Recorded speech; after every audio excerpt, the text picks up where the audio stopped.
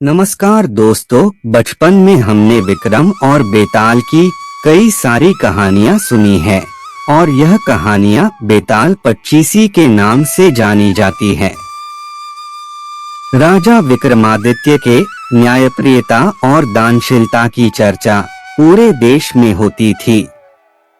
हर कहानी में विक्रमादित्य के न्याय शक्ति का परिचय होता है और उन कहानियों से अच्छी सीख भी मिलती है।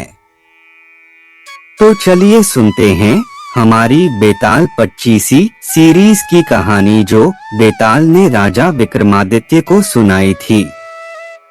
सबसे अधिक कोमल कौन? दोस्तों, कई बार कोशिश करने के बाद भी विक्रमादित्य बेताल को अपने साथ ले जाने में असफल हुए। फिर भी उन्होंने हार नहीं मानी और पेड़ के पास जाकर बेताल को पकड़कर अपने कंधे पर बिठाकर ले गए।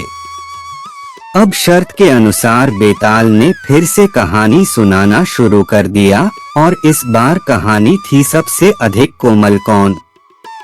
गौड़ नामक देश में वर्धमान नाम की एक नगरी थी, जहां पर गुणशेखर नामक राजा राज करता था। उसके अभयचंद्र नामक एक दीवान था।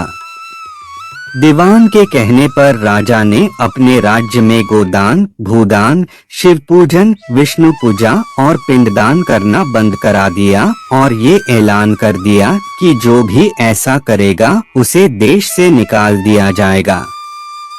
एक दिन बातचीत के दौरान दीवान ने राजा से कहा कि महाराज, अगर कोई किसी को दुख पहुंचाता है या प्राण लेता है तो पाप से उसका पीछा कभी नहीं छूटता है।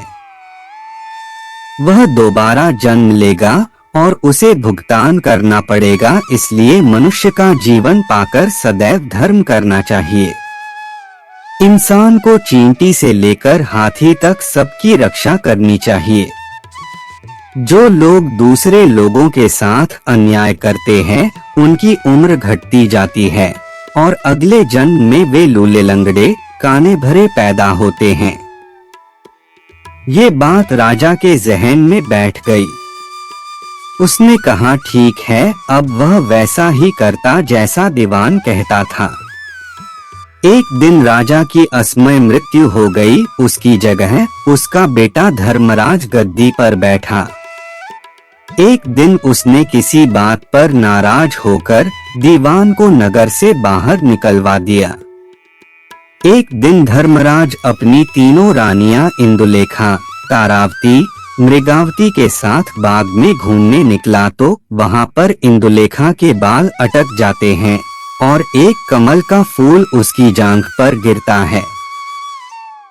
फूल से उसकी जांघ पर गहरा घाव लग जाता है। बहुत इलाज करने पर वह ठीक हुई।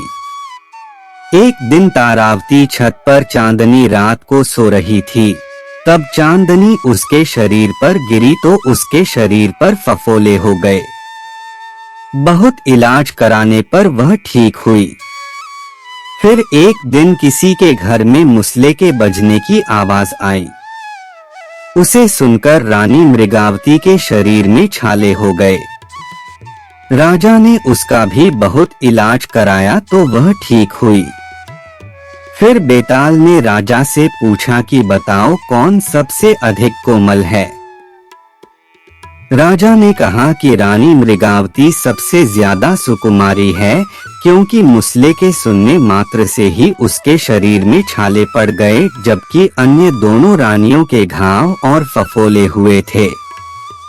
इतने में बेताल पेड़ पर जा लटका और राजा उसे पकड़कर लाया और अगली कहानी सुनने लगा। दोस्तों, कमेंट करके बताएं कि आपको हमारी यह कहानी कैसी लगी।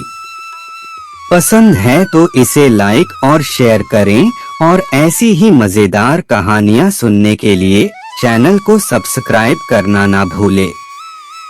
मिलते हैं जल्दी ही एक और नई कहानी के साथ। तब तक स्वस्थ और खुश रहें। नमस्कार दोस्तों।